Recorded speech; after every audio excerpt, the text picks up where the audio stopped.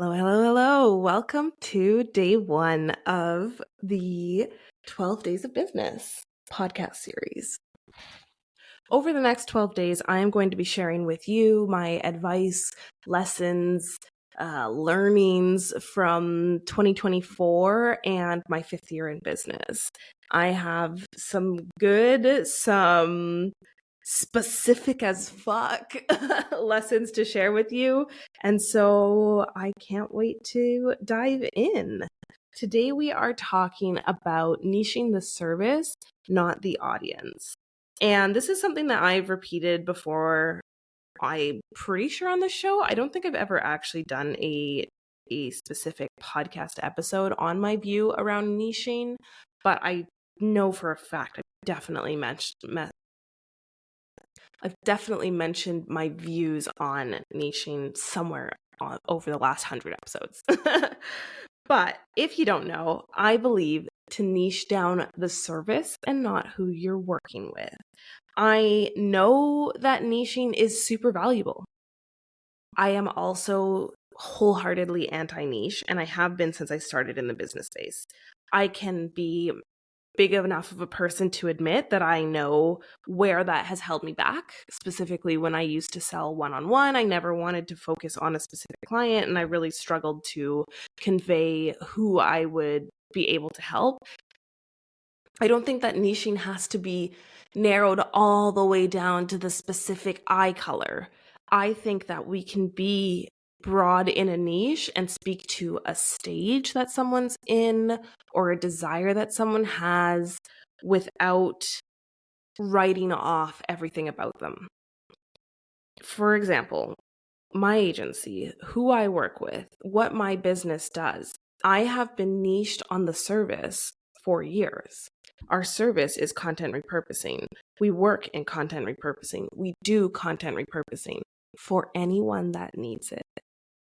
I have specific ideal clients for different offers. Like the Remix has two very specific ideal clients, either the person who is big and has a team but doesn't have the time to give the ideas to their team for them to create, or the solopreneur who doesn't have the funds to outsource done for you, but is burning themselves out trying to come up with all their content ideas, right? So those are two very specific people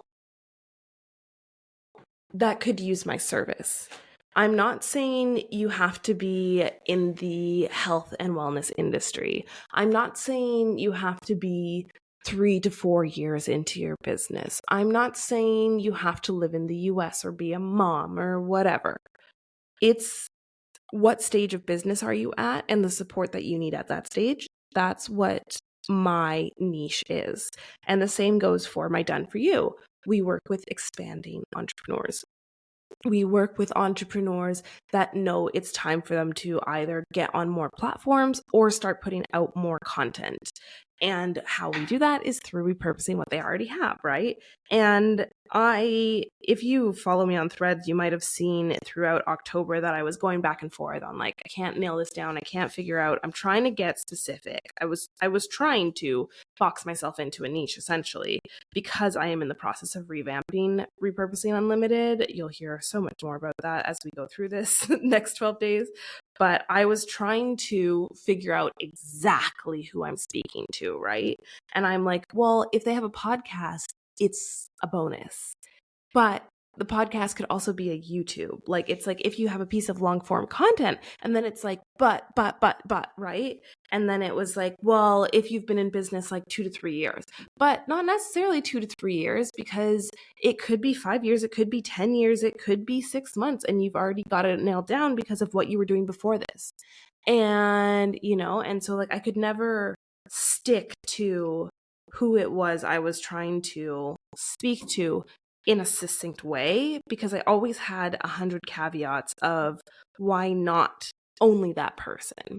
And for a moment I was like, okay, but I love working with the people who are building personal brands because they've already built their business and now they're expanding into a personal brand. And I've had three different people book remixes. That's their exact situation. They've built the successful business and now they're building a personal brand alongside their business. And so they bring me in to repurpose their content with a personal brand focus instead of the business service focus. And it's a lot of fun for me. I love that ideal client. But it's a small fraction of who we serve. It's a small fraction of who I can serve. And so it didn't feel right to say, well, if you have a business and you're expanding to a personal brand, let me help you. Because it's like, well, what about all the other podcast hosts, YouTube hosts, blog writers that could still use Repurposing Unlimited? Anyways, so that's my belief. That's my examples of how I think it's so much better to be super, super clear on the service that you offer and the phase of business that the person you work with, or the phase of life, the phase of growth, if it's a fitness journey, if it's a life journey, depending on your ideal clients and where they're at, what you're serving them for, being specific on their phase over being, you're a mom who likes to take hot girl walks and you have 3 or more kids, and it's just, I hate excluding people because I know that people will be like, well, I'm a mom, but I don't have 3 or more kids.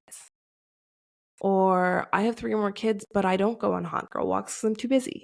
And it's like people will always find something to write themselves off from your service or from why they're not actually ideal for you. And it's a fear. It's like a scarcity fear, right? I'm afraid that I won't get to help the people that I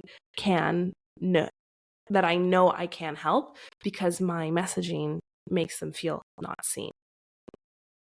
Maybe that's something I should work on more and just own it. But I'm quite happy with what I have now for my messaging. I do see us bringing in exactly who I want to be working with, which is a wide variety of people.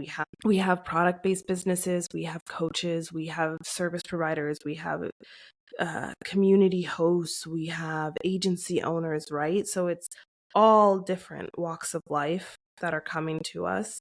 And that's what I want. And that's what I love and why I work for myself. So I can choose who I work with and not be boxed into only yoga teachers that work on retreats year round. So that is day 1 of 12 Days of Business. We're going to continue on with these short but powerful episodes over the next 12 days. And I can't wait to hear your feedback. Please feel free to comment because Spotify now has comments. Send me a DM at Fellyday or send me an email at info@fellyday.com. There's too many ads in all of this, right? And let me know what you're liking, what you're looking forward to, if there's something that you're hoping I cover. Honestly, at the time of recording the first batch of these, I don't have my full 12 mapped out. I know they'll come to me as I go. So don't be shy in sending recommendations because there's a huge chance I haven't finished episode 12 yet. But I will love you and leave you all there and catch you tomorrow with another 12 Days of Business.